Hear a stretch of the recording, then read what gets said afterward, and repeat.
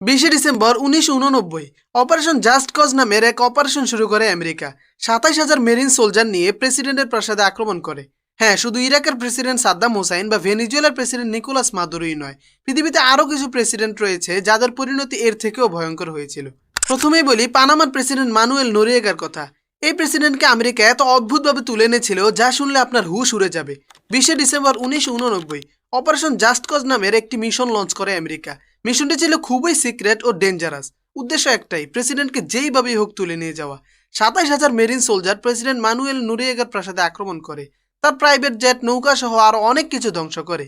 500 পানামিয়ানও মারা যায়। উপায়ন্তর না পেয়ে প্রেসিডেন্ট নোরিয়েগা ভ্যাটিকান দূতাবাসে আশ্রয় নেয়।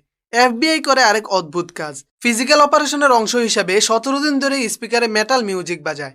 বাজানো হয়েছিল welcome to the jungle, van Helen, guns and roses. মিউজিকের তীব্রতায় প্রেসিডেন্ট নোরিয়েগা ঘুমাতে পারেনি। অবশেষে 3 জানুয়ারি 1990 সালে প্রেসিডেন্ট মানুয়েল নোরিয়েগা আত্মসমর্পণ করে। পরে মায়ামি কোর্টে তাকে ড্রাগ স্মাগলিংয়ের অপরাধে অভিযুক্ত করে 40 বছরের কারাদণ্ড দেওয়া হয়। 2017 সালে জেলেই তার মৃত্যু হয়। লিবিয়ার প্রেসিডেন্ট মুয়াম্মার গাদ্দাফি। 2011 সালে আরব স্প্রিংয়ে বিদ্রোহ শুরু হয়।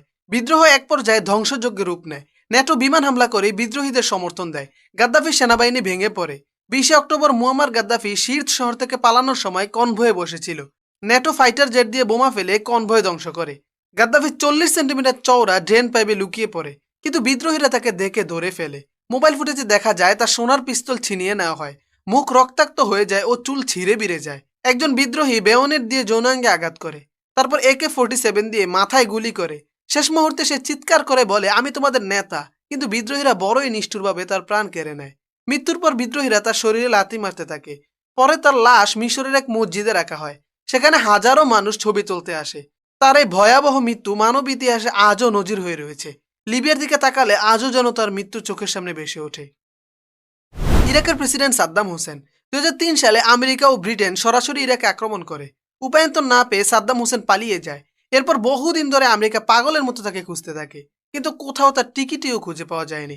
তারপর আসে সে অন্ধকার রাত। অপারেশন রেড ডাউন নামে আমেরিকা এক অপারেশন লঞ্চ করে। ইউএস ডেল্টা ফোর্স সেই অপারেশনে সাদ্দাম হোসেনকে খুঁজে বের করতে সক্ষম হয়। এক গর্তের ভিতরে সাদ্দাম হোসেন লুকিয়েছিল। অগোছালো দাড়ি, মাথায় কাপড়, যেন এক কঠিন সময় ছিল তার জন্য। পুরোপুরি কনফার্ম হওয়ার জন্য তার ডিএনএ টেস্ট করা হয়। ইরাকি ট্রাইব্যুনালে যুদ্ধ অপরাধে তাকে দোষী সাব্যস্ত করা হয়। অবশেষে 30 ডিসেম্বর 2006 সালে ভোর 6টায় সাদ্দাম হোসেনের ফাঁসি কার্যকর করা হয়। অফিসিয়াল ভিডিওতে শুধু ফাঁসির চিত্র দেখানো হয়, কিন্তু লিক হওয়া ভিডিওতে তার ফাঁসির সে করুণ মুহূর্ত দেখা যায়। ইরাকের সাদ্দাম হোসেন কিরকম শাসক ছিল, কমেন্ট বক্সে জানাবেন। রোমানিয়ার প্রেসিডেন্ট নিকোলাই চাউশেস্কু। 1989 সালে টিমিশোয়ারায় প্রোটেস্ট শুরু হয়। সরকার সাধারণ মানুষকে কুকুরের মতো গুলি করে মারে। এক পর্যায়ে সেনাবাহিনী বিশ্বাসঘাতকতা করে। তারা হেলিকপ্টারে করে তাড়িয়ে নিয়ে যায় প্রেসিডেন্টকে। তাকে ও তার স্ত্রী এলেনাকে সামরিক ইউনিটে নিয়ে যাওয়া হয়।